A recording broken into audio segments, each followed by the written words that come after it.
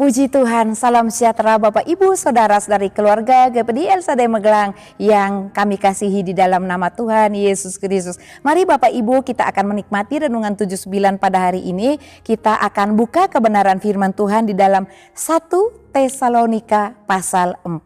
1 Tesalonika pasal 4 ayat 7. Ya, kita lihat sama-sama kebenaran firman Tuhan dan saya akan bacakan ayat firman Tuhan. Allah memanggil kita bukan untuk melakukan apa yang cemar, melainkan apa yang kudus. Sekali lagi, Allah memanggil kita bukan untuk melakukan apa yang cemar, melainkan apa yang kudus.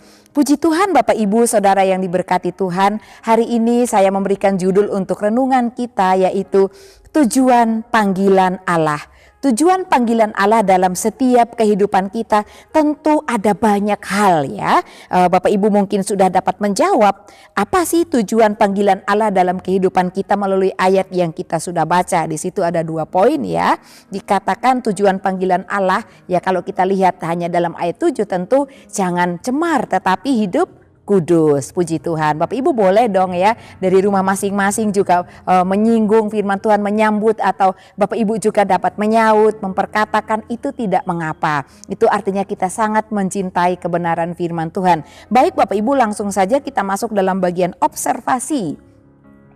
Di sini kita melihat ya, karena kita belajar dari 1 Tesalonika, tentu kita melihat bahwa Rasul Paulus sebagai penulis surat ini dan ditujukan kepada jemaat yang berada di Tesalonika. Dan tentunya firman Tuhan ini juga ditujukan bagi kita semua orang percaya yang dapat menikmati bagian firman Tuhan sebagai makanan rohani di dalam kehidupan kita.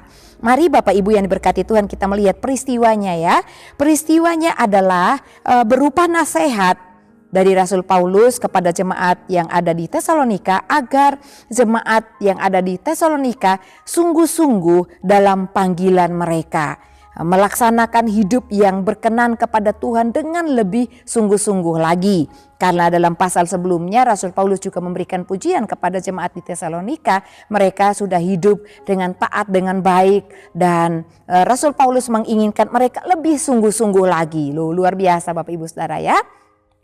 Orang meskipun sudah setia, sudah baik, maka tidak cukup, harus lebih sungguh-sungguh lagi, harus lebih lagi sesuai kemampuan dan kekuatan yang Tuhan berikan di dalam kehidupan kita. Puji Tuhan Bapak Ibu yang diberkati oleh Tuhan, sesuai nasihat Rasul Paulus supaya jemaat yang ada di Tesalonika lebih sungguh-sungguh lagi melaksanakan hidup yang berkenan kepada Tuhan. Dan dalam bagian interpretasi kita melihat bagian firman Tuhan bahwa Rasul Paulus menasihatkan mereka agar lebih sungguh-sungguh hidup di dalam pengudusan diri, hidup dalam kekudusan ya, hidup tinggal di dalam kebenaran firman Tuhan, supaya dengan kebenaran firman Tuhan itu mereka dapat senantiasa hidup di dalam kekudusan. Sebab orang yang hidup dalam kebenaran firman Tuhan pasti dia akan takut melakukan hal-hal yang dapat mencemarkan dirinya, mencemarkan kekudusan dan kesucian hidupnya.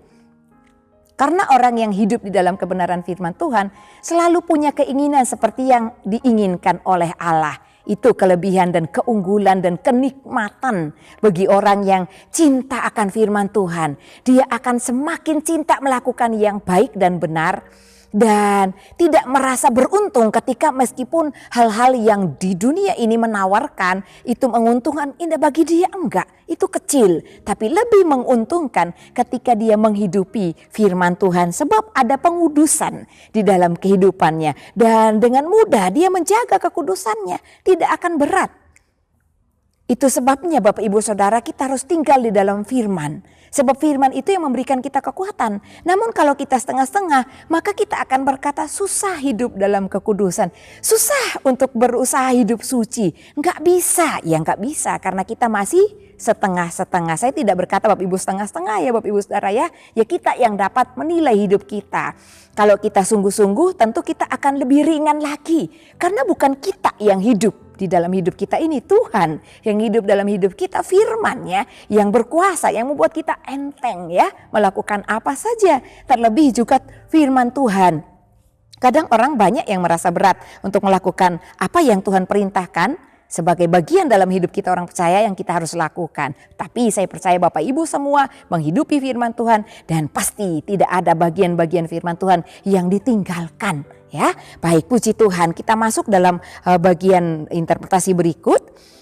Rasul Paulus ingin hidup kudus itu dimiliki oleh jemaat yang ada di Tesalonika. Ya, mereka menjauhi percabulan dan juga dapat diwujudkan dalam panggilan dalam kehidupan mereka, keseharian mereka. Ya, seperti contoh yang disinggung dalam ayat 3 dan 5. Mereka harus kudus diwujudkan dengan pernikahan yang terhormat. Pernikahan yang hanya memiliki satu suami atau satu istri. Nah, ini artinya hidup kudus Bapak Ibu Saudara ya. Tidak lebih daripada itu. Dan juga dalam bagian interpretasi dikatakan bahwa memperlakukan saudaranya dengan baik. Nah, ini perintah Tuhan Bapak Ibu ya. Memperlakukan saudara dengan baik dan tidak menipu saudaranya. Ayat 9 sampai 10 dikatakan tidak boleh menipu saudara kita. Saya bacakan ayat 9 sampai 10 tentang kasih persaudaraan. Tidak perlu dituliskan kepadamu karena kamu sendiri telah belajar kasih mengasihi dari Allah. Hal itu kamu lakukan juga terhadap semua saudara di seluruh wilayah Makedonia. Tetapi kami menasehati kamu saudara-saudara supaya kamu lebih bersungguh-sungguh lagi melakukannya. Rasul Paulus ingin sekali mereka hidup dalam kasih persaudaraan sebab kasih itu datangnya dari Allah. Diberikan oleh Tuhan Yesus supaya kita hidup di dalam kekudusan dengan saling mengasihi satu dengan yang lain. Karena orang yang hidup dalam kasih saling menerima. Saudaranya jatuh dalam pencobaan, dalam dosa, tidak menghakimi tapi menolong bagaimana dia harus keluar dari jeratan dosa itu. Menolongnya dengan sekuat tenaga, dengan semampunya. Supaya orang itu tidak menjadi berdosa terus dan kehilangan kemuliaan Allah. Namun supaya dia kembali memperoleh kemuliaan Allah dan hidup di dalam pemeliharaan Kristus dengan sempurna. Oleh karena itu Rasul Paulus mau supaya jemaat yang ada di Tesalonika hidup dalam kasih persaudaraan yang mesra di dalam kasih Tuhan. Berikut dalam bagian interpretasi hidup dengan baik. Ya, tadi dengan baik, dengan kasih, sekarang juga sama dalam ayat 11 dikatakan hidup dengan baik, mengurus persoalan sendiri dan bekerja dengan rajin sehingga orang menilai mereka terhormat dalam ayat 11 dan 12. Ayat 11 Bapak Ibu dapat baca dan ayat 12. Ini kerinduan Rasul Paulus dalam kehidupan mereka supaya mereka hidup dilihat oleh orang lain dan dilihat terhormat dan kemuliaan Kristus itu ditampilkan, nampak melalui kehidupan jemaat yang ada di Tesalonika. Oleh karena itu Bapak Ibu Saudara, ini juga menjadi perenungan dalam kehidupan kita sebagai anak Tuhan ya, untuk menghidupi apa yang firman Tuhan katakan, hidup dalam kekudusan, tidak mencemarkan diri kita oleh dosa. Pernikahan kita juga dijaga kekudusannya. Jangan sampai kita melakukan hal-hal yang tidak diinginkan Tuhan ya. Kita sebagai anak-anak Tuhan harus mempunyai gaya hidup yang berbeda dengan gaya hidup manusia atau orang lain yang berdosa, orang dunia dikatakan. Dan kita sebagai gereja Tuhan, kita harus menjadi saksi Kristus selama kita hidup di dalam dunia ini. Dan Bapak Ibu yang diberkati Tuhan, pertanyaannya bagi saya, bagi kita semua, sudahkah kita hidup berkenan kepada Allah?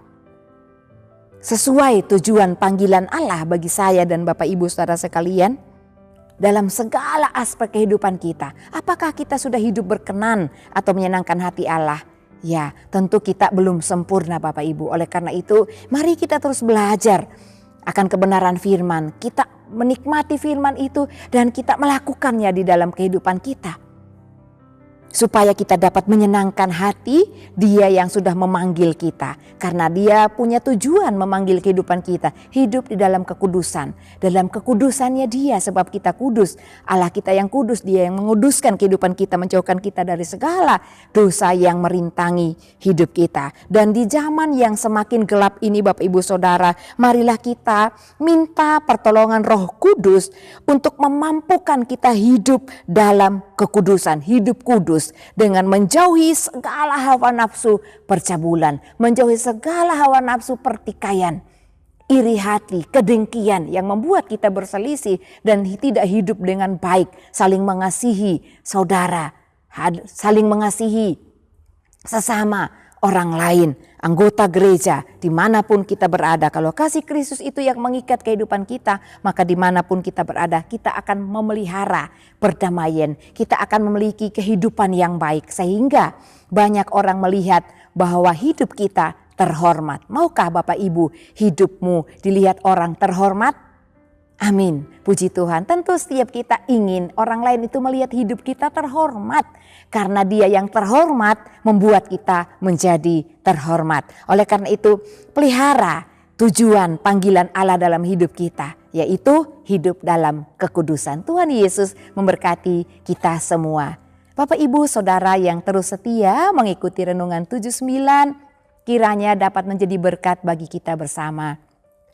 Bagi Bapak Ibu Saudara yang ingin didoakan untuk pokok doa tertentu atau ingin menyaksikan kesaksian baik mujizat pemulihan, kesembuhan dalam keluarga, pemulihan masalah keluarga pribadi dan lain-lain dapat disalurkan melalui chat WhatsApp di nomor 081 3274 20088. Puji Tuhan, mari kita berdoa.